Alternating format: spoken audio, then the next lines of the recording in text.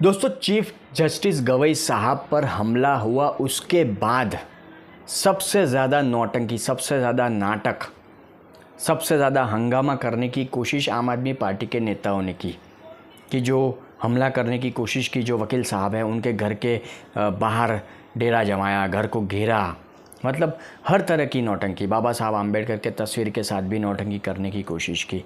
मतलब इसका मतलब क्या समझे हम? देश की आम जनता आम आदमी पार्टी का जो स्टैंड है उसको किस तरफ देखे? मैं पहले भी अपने वीडियो में कह चुका हूं कि जो ये हुआ वो दुर्भाग्यपूर्ण है, पर मैं ये भी कह चुका हूं कि ताली एक हाथ से नहीं बजती।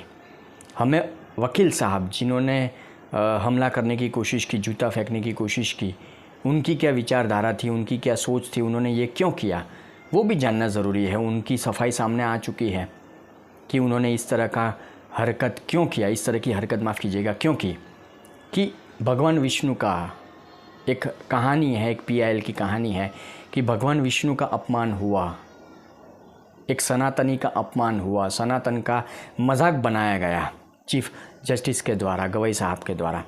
तो वो उनसे सहन नहीं हुआ, तो उन्होंने ये हरकत की, विरोध के तौर पर कहे या जो भी कहे, इमोशनली।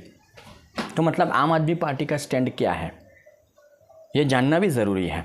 आम आदमी पार्टी सिर्फ नौटंकी कर रही है, ये तो साफ़ है।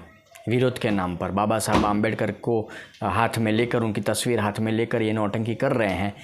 तो क्या ये भगवान विष्णु के सम्मान की बात नहीं है, सनातन के सम्मान की बात नहीं है, हिंदू के गौरव की या सम्मान की बात नहीं है? मतलब भगवान विष्णु का अपमान होता है, सनातन का अपमान होता है, एक सनातनी का अपमान होता है, तो ये सारी चीज़ें चलती है। मतलब हिंदुओं के लिए स्टैंड लेने में आम आदमी पार्टी के नेताओं को कोई दिलचस्पी नहीं है, सिर्फ अपनी घटिया राजनीति करनी है।